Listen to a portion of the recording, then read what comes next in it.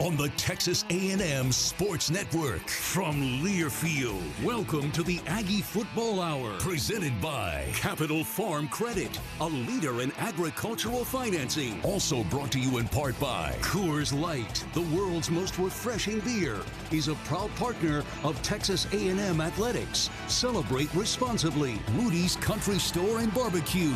Visit rudys.com to find real Texas barbecue near you. Twisted Tea, hard iced tea for the 12th man. Please drink responsibly. Blue Cross and Blue Shield of Texas, driving access to better health through it all. And by Capital Farm Credit. Together, we're better.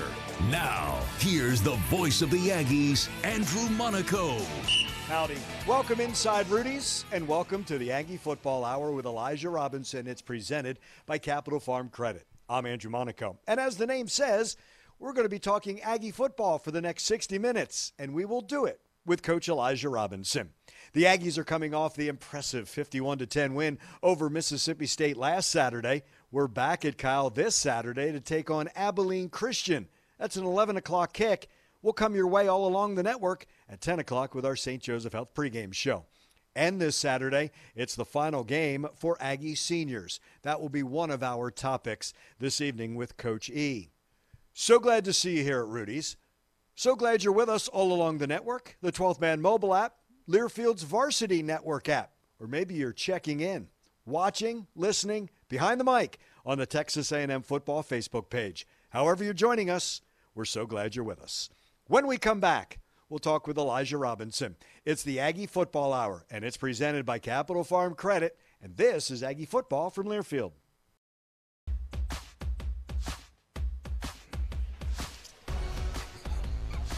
The Aggie Football Hour with Elijah Robinson is brought to you by Capital Farm Credit, the largest agricultural lender in Texas. Capital Farm Credit. Together, we're better. He is the interim head coach of the Fighting Texas Aggies. Howdy, Elijah. Howdy.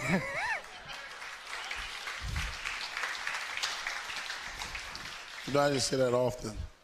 You know? Being a Northeast guy. How did you? But you've learned it very well. I did. You have learned it very well.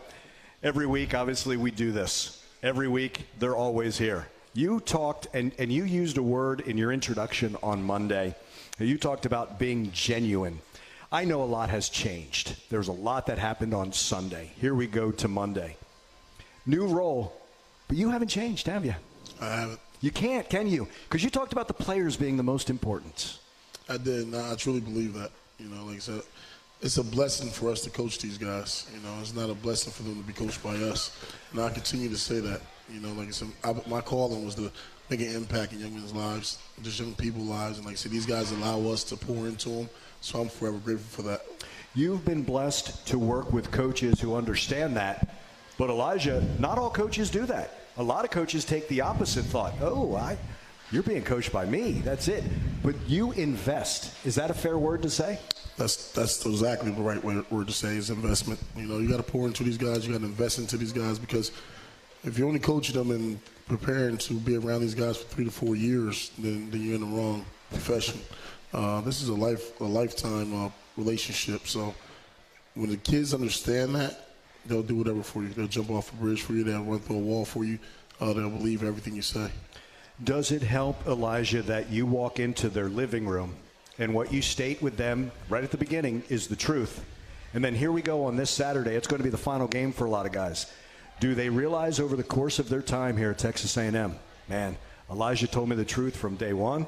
He's telling me the truth here. And you know what? 20 years from now, he's going to keep on telling me the truth. Well, I'll tell you what, McKinley Jackson will let me know if I did or if I didn't. And I lost some. I gained these gray hairs recruiting McKinley, going down the state of Mississippi, and it's crazy to how fast time has went. But I'll say all those guys, you know, from Max and a bunch of those guys that's finishing up their last game here in Kyle Field, they'll be missed, you know. But again, I appreciate the relationship they allow me to create with them. Max is interesting, Max, right, is he not? Because he spans both the offense and the defense. He's a D lineman, obviously, tight end, obviously. And the one picture that stays with me, Elijah, is his touchdown in South Carolina. Bobby Brown's leading the D lineman to that end zone to celebrate. And that joy for one another has always been there, hasn't it? If I remember from their recruiting class, they are best friends. So I'm pretty sure those guys will be at each other's funeral. I mean, funeral as well as each other's wedding. So Bobby and Matt's always been super close. They always had a unique relationship. Both come from great families. When you come to college, that's what you leave. You leave with a brother like that. That's the brotherhood we're talking about. Yeah. And it goes beyond your years as college players. The brotherhood was a reminder to this team, wasn't it? Things changed. Things that you may not plan on. Things you may not have thought you would need to prepare for. That brotherhood's always there, not just on Saturdays. Elijah, that's going to be there for the rest of their lives, is it not? That's a lifetime commitment. Yeah. Whether you fight, whether you get along, the moment you guys consider yourself brothers, that's a lifetime commitment. So that'll last forever. You mentioned something. You mentioned two words, and it has permeated throughout the program. You talked about how important love is. You talked about how important trust is. And when you talked about both of those, you also threw in that word truth that you have to have for a team to be successful, don't you? I completely agree with that. I believe in that truly because, like I said, it's two things. You go back to who loves you more than anybody. Majority of the time it's your parents. And when you know your parents love you, and how do you know your parents love you, right? They sacrifice. It's no longer about them. It becomes about you as their children. So love creates sacrifice. And then when trust happens, if I trust somebody, they can tell me the truth. They can tell me exactly what it is, if I'm doing right or if I'm doing wrong. If I truly believe in that person and know they're going to be honest with me, I'm going to listen to them. With this team being so mature and with the leadership, does it mean more coming from another player as opposed to always coming from a coach? I truly believe in player-led programs. And at the end of the day, we have a vision as a coaching staff, and we have to pour that into the kids. But they have to control the locker room. They have to control the culture of the team. They have to control the day-to-day things when the coaches aren't around. And they can motivate each other. They can discipline each other. They can kind of steer the ship to keep that thing together. Is that why there's been so much juice on that practice field throughout this entire season, the way they really amp up one another, or say sometimes, hey, we don't have it, we take this little time out, and they get right back and get that juice, and that's on both fields. That's not just on your defensive field. That's on the offensive side as well, is it not? It's all about response. How you going to respond to everything we do? We try to create just moments in practice where they have no idea a competitive drill is about to happen, and they got to respond. Whether something good happened or something bad happened, you got to respond. We're trying to create a mindset of what's next. The Shamar Turners on this team who play every snap like it's for the national championship, what McKinley Jackson has done for Walter Nolan, for Fadil, all that. When you have that where they don't even know it's a competitive snap, in their mind, every snap's a competitive snap. You've done your job, and that's the player, right? It starts going both ways, does it not? Yeah, I'll tell you what, sometimes I get tired of hearing them argue about who's faster, who got to the quarterback first, or who's going to get. But you talk about the brotherhood, that's what brothers do. And I'll tell you what, I hear it every day from that crew. They're constantly getting on each other. But again, you can't break them. You can't come between them. But they'll get after each other. Did it remind you when you were playing? It does. Does it? It does. Now, you know, my situation, I came as the young guy with a veteran defensive line. And I was more so scared to mess up more than anything. I had some really good players in front of me, so I had to jump in line real fast. Yeah. It's, but that because you take that, no one had to tell you that, right? That was just in you. Okay, here's that standard, so to speak. Exactly. I got to get up to speed. But that's what you say with freshmen, right? Like, you don't expect all this. You don't expect them to be complete as a senior. You like seeing that development, right? And then add a little more responsibility to each of them, don't you? Without a doubt. You know, you see or you hear these things, like these young guys, they all think they're going to come in and start as freshmen. And some of them do. Yeah. You know, even when Walter first got here, he didn't start right away. But before the season was over, he was starting as a freshman. So there's a learning curve. You know, there's a physicality standard that you have to meet. And even like a young guy like DJ Hicks is going to be a heck of a player. And even DJ Hicks is learning as he goes, and he's getting more reps and more reps. And there's times where he's not getting reps. So we're going to make sure he's prepared when he goes on the field where he doesn't lose his confidence because he's not having success. So there's a process, but social media, sometimes family, sometimes fans are putting these guys in a mindset that everything's supposed to happen right now. So again, I don't like much of my food put in the microwave because it's not going to get warm in the middle. I'd much rather it go in the oven. So you got to preheat the oven. You got to put the food in there. You may have to thaw the food out. It's a process. But when it's all said and done, it's going to taste good. And that's how I try. I'm a big guy, so I'm trying to compare the food to D-line play or playing freshman.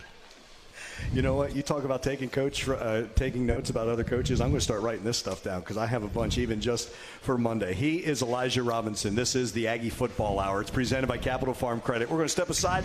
Come on back to Rudy's. This is Aggie Football from Learfield.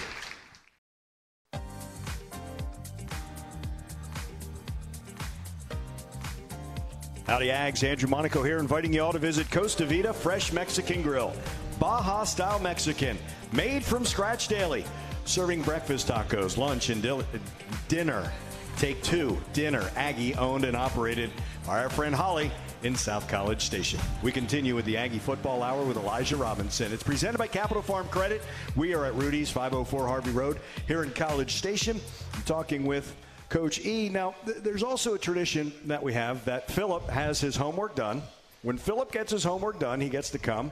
Chef Tay brings Philip and Paul, and Philip gets to ask a question, so he's up first. Coach E, how are you going to motivate the players in preparation for ACU and LSU? Thank you, Philip Lee. Oh, man, I'm going to motivate them. Well, we've been doing a few different things in team meeting, okay?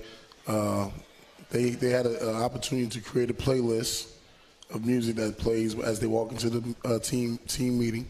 So that's one thing. We have a plan to win that we put up that helps show. It's like a team situation where we show the offensive guys what the defensive plan is and how we think we have to be successful to win, and then we show the defensive guys what the offensive plan is and show them how that side of the ball is thinking and what they got to do to win. And what we did was we created one plan to win based off of both sides of the ball. So we've just been trying to do different things to educate them on complementary football and how we need to play off of each other. So that's how we do it. And then, like I said, we have competitive periods in practice, and the players have no idea when that period is going to come. So they just hear a song, and that has to turn on the switch, and they all run to me, and then they figure out what's the competitive period going to be. Hey, can we talk about the running to you? Because you ended your media availability on Monday talking. Someone was asking you about those guys bang on you. I mean, they really bang on you. As now head coach, are they still going to do that? We still do our same routine. That don't change. Now Coach Tony is bumped up to full time, so we can alternate now who they're hitting on. So Coach Tony's starting to get some of the licks that I was taking. Will you talk about that? Because that's a special moment this week for Tony Girardetti. Yeah, I'll tell you what, Tony is a tremendous leader. He's a great person. I think he's going to have a heck of a career as a coach. He's an Aggie through and through. I learned so much about this place and how special it is because of Coach Tony and the relationships he have and the former players that come back and embrace him. It kind of reminded me of me and a bunch of my buddies when I didn't leave my alma mater. I kind of stayed the moment I graduated. I stayed on when a lot of my friends left. They always came back. They had stayed at my house or came back to see me. And I kind of see myself in Tony when I was a young coach. And I think he has a tremendous future coming up ahead. Makes it even special when you get to reward him with the full-time job. Oh, man, I tell you, it's night and day. I remember the same exact situation when I got my start. It's kind of really similar. The things that you don't think about when you start out in coaching that become those special moments throughout a career, don't they? And there's many more to come, correct? Yes. Just like we talk about the players are most important, I think as a coach you can't lose focus on helping these young professionals as well as they climb. Like you said, from Nick Williams that left and went on to Colorado, is now a defensive line coach there. You have Harlan Bowers that's now at Duke as a defensive line coach. A former player of mine, Deion Barnes, who's a D-line coach at Penn State now. Like, you want to make an impact, not just in these guys. Like, I mentioned that it's not just about why they play for you, but you're going to have a lot of guys come back when they're no longer playing ball. And how can you help those guys in their life beyond just an NFL career or a playing career. Like, these are life-changing relationships. And I think it's our job to pour into these guys and help them get to where they want to be. Much more of the Aggie Football Hour with Elijah Robinson when we return to Rudy's. The Aggie Football Hour is presented by Capital Farm Credit. This is Aggie Football from Learfield. Barker's Heating and Cooling is proud to be the official heating and cooling provider for Texas A&M Athletics, earning your seal of approval since 1974. A lot has changed since then, but our pride in Aggie football and our commitment to providing great service remains as strong as ever. Barker's says, "Gig 'em, Aggies." They are checking in from El Paso and Pittsburgh, Flatonia, Texarkana, Los Fresnos, Louisville, Kentucky. Can't read my own writing on that one. Savannah, Georgia, Denver, Colorado, Orlando, Florida has checked in. And Jana has checked in. Yep, Louisville, Kentucky. Yeah, we've got them from all over the country, along with Elijah Robinson. It's the Aggie Football Hour. It's presented by Capital Farm Credit. Steve comes every week. Didn't get a chance to write down a question. But Elijah, he wanted to know, how did you get into coaching? What was the first stop? And if you would, take us along the stops that you have had before here. Okay. Again, I mentioned this a few days ago, but did I grow up wanting to be a coach? No. My plan was to go to NFL. And then once I was finishing NFL, I had my thought process was doing two things: either to be a lawyer, go to law school, or I wanted to probably become like a Secret Service person or something like that. You know, so that was my thought process. And obviously, the NFL didn't work. I had a career-ending injury due to a neck injury. And as I finished up my degree and got my master's degree, I was getting ready to move to California. And a buddy of mine who's a broadcaster on NFL Network, Michael Robinson, he started a marketing agency, and he asked me to come down and be a manager for it. So I was going to move to California, and then I got a call from my head coach in college, and he said, "What's your plans?" I told him what I was going to do, and he told me I wasn't going to do that, and I was going to come back and be a grad assistant. You know, so I GA'd, ended up getting promoted full time, and that's how I got into coaching. Yeah. You know, I think my first stint of coaching was as a student coach when I no longer was allowed to play again. So I did some student coaching, and after showing that I could separate myself from the players and the coaches, I was allowed to come to staff meetings, allowed to start to see what the process was to be a coach. And I caught that bug, and like I said, just the influence to have on these young men was my calling. How much did you absorb just by being in those meetings? And Elijah, were there things that you absolutely liked, and were there some things that you were saying to yourself, boy, if I ever get the opportunity, maybe I don't do that, or I can put a twist or something on that?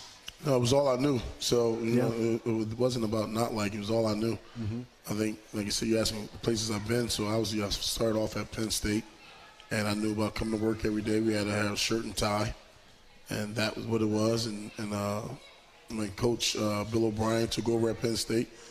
And I was wearing a shirt and tie. He told me he asked me why was I wearing that shirt and tie.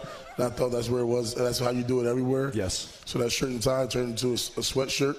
And once I left Penn State, I had a chance to go to Temple University, which is literally you could throw a rock from my house where I grew up to there. And I was there for four years. And I had an opportunity to leave the state of Pennsylvania and came down to Texas. Had a cup of coffee in Waco. Was there for a while, and when Coach gave me an opportunity to come here, you know, I've been here ever since 2018. So I've been blessed to be here. I always, like I had to talk about this before. I always drove from Waco to come to Houston to recruit, and I always would pass the barn. Yeah. And I had no idea what gig meant. I had no idea what that whoop meant. Like I had no idea. I had no idea what it was. So I passed that barn every time on my way to Houston, and then I always see like. Welcome to Aggie Land, all that stuff. So I'm like, man, it looks like pretty cool over there. You know, so I never got a chance to stop and drive through the town. I just kept going on the highway to go to Houston. But when I had an opportunity to come here, I couldn't turn it down. After Saturday's win, if you follow Coach E on social media, you posted 88 in his uniform. There's always something with Terry Price. How much did he mean to you? Oh, it was The first time I met Coach Price, again, I was a young coach, just moved from Pennsylvania to Texas. So I was in a whole new world. And I remember there was a coach from Baylor, a coach from A&M, there was a coach from Oklahoma, there was a coach from Texas, they're all at the same school. And I was like, okay, I'm the new guy from the Northeast coming up here to come see this defensive lineman. And the first guy that embraced me was Coach Price. Really? And we hit it off, and he kind of was like, yeah, man, this is who the head coach is. He kind of told me the rundown of the place that I was at. I was there for the first time. And every time we ran into each other, it was genuine connection and conversation. When I had the opportunity to come here, he embraced me, and we created a bond and friendship, and it worked well together. We never had any issues. And, well, this is how I coach, this is how I coach. We always talked it through. And it wasn't my guys and his guys. It was our guys, you know, and our families became close. And I got nothing but tremendous respect for him. Obviously, he talked me into buying the grill. You know, so it's been a genuine conversation. So when Coach Price passed, you know, our biggest thing was this as a defensive line, like, how can we honor Coach Price? And I'm not going to honor him after a loss. And so we're going to honor him after our wins and the good moments. So that's just paying respect back to him because he helped build this thing. This D-line that's now playing at the level they're playing at, they were once puppies, and we once was training them up to this point. And now that they're at this point, I'm going to make sure that he's remembered because he helped train this group of guys. You know, so I want to make sure that he gets his part that's due as well. I absolutely love earlier this season that picture of you and he side by side. Is it taken in the end zone or something like that, looking out at the field? And it kind of gives me chills because I love that you remember him. We have told earlier in this season when you told all of us it's 8 seconds of hell because of 88 and Terry Price. Yes. So sometimes 8 seconds of hell may get you a penalty because usually because the duration of a play should be 6 seconds. So if we ever get a penalty, then it's my fault because they're playing that extra 2 seconds. But we said, look, we're going to take it from 6 seconds to 8 seconds. It is what it is. And like I said, every day there's always something that reminds us of it. Yeah. His presence is always there. All the players have said, I wish Terry would yell at me one more time. Because it was always about making me bad. The players saying this. It was always about there was the love in there, but I just wish I could hear his voice one more time. No doubt. I mean, how could you forget it? I still hear it. You know, so go ask Bobby Brown or somebody when he jumped off sides. I'm pretty sure he's still here. I have nightmares from it. Okay, this is just between us. It's not going to leave the room, right? Was it tougher, or was it tough for Shamar Turner to walk to the sideline at Ole Miss because you were waiting for him to get over to that sideline? Again, no one's listening. I don't know. So I'm pretty sure it was. He knew what he was going to walk into. But you know, there's a time and place for everything. And before I embarrass a young man on national TV, I'm going to grab him close, and whatever I got to say, I'm going to make sure that he can only see and hear what I'm saying. Right. So our conversation we had, that was me really close to him, was between us. But one thing before I just yell at him, I'm going to make him understand what's the situation. You got a lot of eyes on you, and you have a chance to play this game for a very long time. Let's not tarnish who you are, because I know who you are, but somebody else can create their own narrative based upon the actions. Came right out, owned up to it, apologized to teammates, did all of that, and you know what? No opponent wants to see 5 on that field because he's a nightmare. He is. Elijah, he's a nightmare in a good way. he like I said, he's one of the best guys I ever had the opportunity to coach. Yeah. You should never have to coach effort, and he's an example of that. You're going to tell him to slow down and calm down. Yeah. Before you tell him to get going. I like that. I like that a lot. He's fun to watch. He's one of those people, you know what? If you pay money and you just watch 5, you're going to get your money worth. But you know what? 3 is going to do it. 0 is going to do it. We know 45 can do it, and 21 is something special as well with those linebackers. We'll talk about the win against Mississippi State. Before we go anywhere, Vicky, Troya, Walling, you know that we're saying hello to you. We had those check-ins. I didn't get a chance to check in with both of you, but we thank you every week for listening to the Aggie Football Hour with Elijah Robinson. It's presented by Capital Farm Credit. We'll come back to Rudy's. This is Aggie Football from Learfield.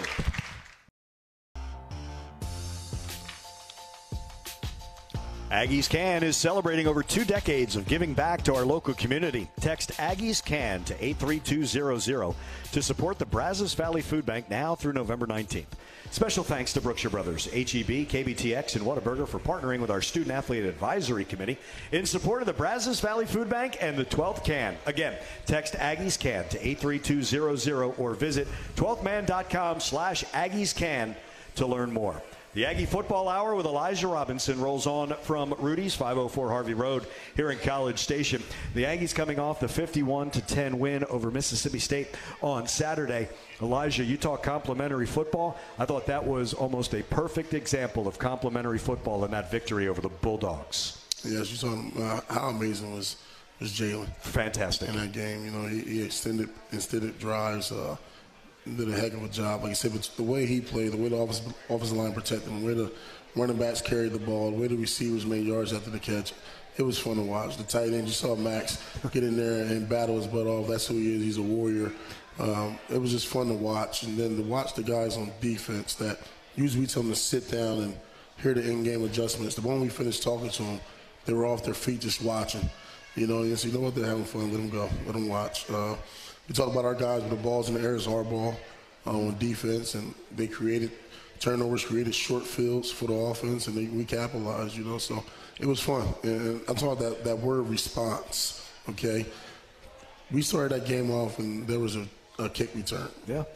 And to watch those guys respond to that, and after that special teams play, there was only 3 more points scored. Yeah.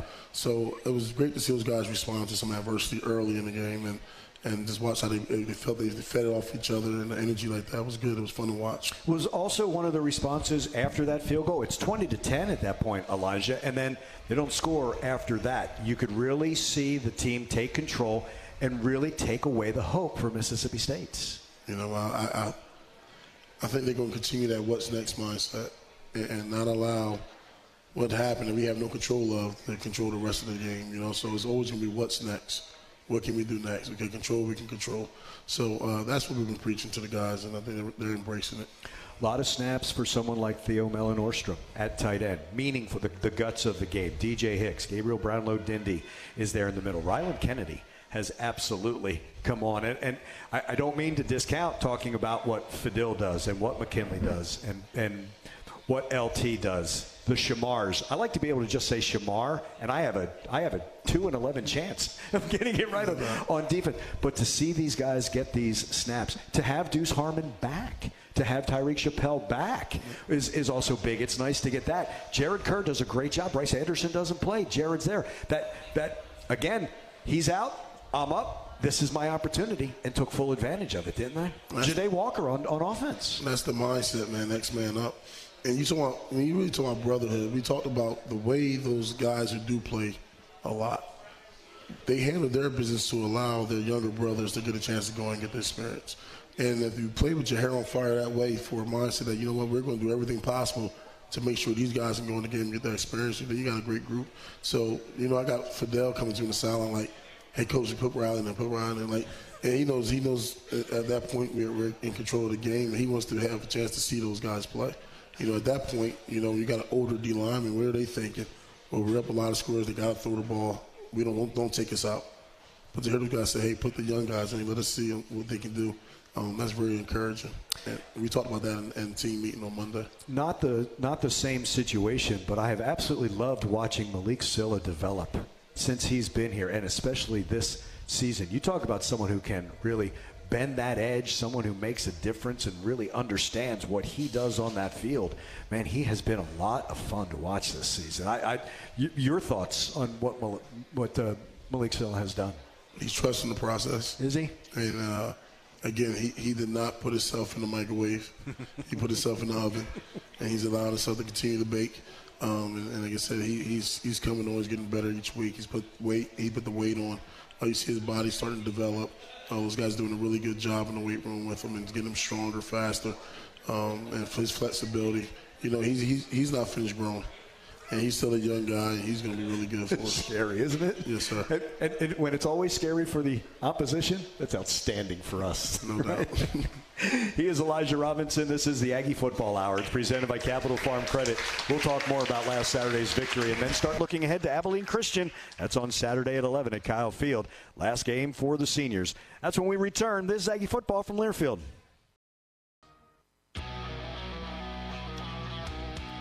Texas Farm Bureau Insurance wants to give you a VIP Aggie basketball fan experience this year. Go to 12man.com/maroon contest and register. One winner and a guest will receive game tickets, a VIP tour of Reed Arena. You'll be recognized on the video board during the game. Register today. 12man.com/maroon contest. Texas Farm Bureau Insurance is a proud partner of Texas A&M Athletics. We continue Aggie Football Hour with Elijah Robinson. It's presented by Capital Farm Credit. The win on Saturday over Mississippi State gave the Aggies 6 victories. Albert Regis told us 2 Mondays ago it was no fun being on the sidelines and watching everybody play a bowl game. Well, that's different. This team did something about it. Still the bowl to be determined. Can put yourself in a great spot, but that's one thing that in a season you knock all these things down. That's one of the milestones, is it not, over the course of a season? Of course, you always want to be the team that's playing after the regular season. So, the guys did a great job by achieving that. And we're trying to see, can we just continue to get better? Yeah, and ACU on this weekend, you said something to me in the office. The transfer portal changes everything with schools no matter what level, right? Because when you scout, obviously you're watching what they're doing, but there might be an individual that maybe was at another school, and those tendencies as well. It's more than just week-to-week film that you're looking at, isn't it? Yeah, you got to go back and dig. First thing you got to watch the current players, and you got to watch the current staff where they are now. But then you got to dig back to, have they been at other schools? Where's the special teams guy from? And to make sure that you go back and you dig as much up as possible. You can't just watch what they've done this year. Especially like this. And this is a dangerous team. They have a bunch of transfers from the Big 12, from different places. So this is some Division I size guys and Division I guys with experience playing on a high level. And like you said, for us, we want to make sure we don't take anybody lightly. Our opponents are faceless, so we want to have the same standard, the way we play, the same way we prepare, because we know that these guys have good players. You said standard, and I'll go back to Albert. Albert said Ole Miss wasn't our standard. Elijah, it's one thing to kid yourself and say, hey, that's just okay, but this team gets back to work. Oh, you know what? There's a wart. We got to get rid of it. We have to correct. Not every team does that. I think that's one of the big things that I've loved about this team this year, coming off that, like, here's the mistakes, we get to it, as opposed to saying, it'll work itself out. That's not the DNA of this team, is it? It's not. Like I said, these guys have shown that they can respond. I think the next level we have to take it to is not to relax, if that makes sense. Yeah. It's human nature to, when you hear people speak well about you, they speak highly of you and you say things like, that's human nature to relax and feel good about it. We have to understand we have to ignore the noise, sometimes ignore the compliments, and just continue to get better. And like I said, it's great that we can respond, but we have to understand not to relax. You're getting ACU's best shot Saturday. You're going to get LSU's best shots, right? Because you're Texas A&M, right? That's what comes with it. But that's why you come here, do you not, to play? Exactly. When every guy signed up to come here, not just the players, but the coaches and every support staff, when you came here, you knew you was coming here with a high standard.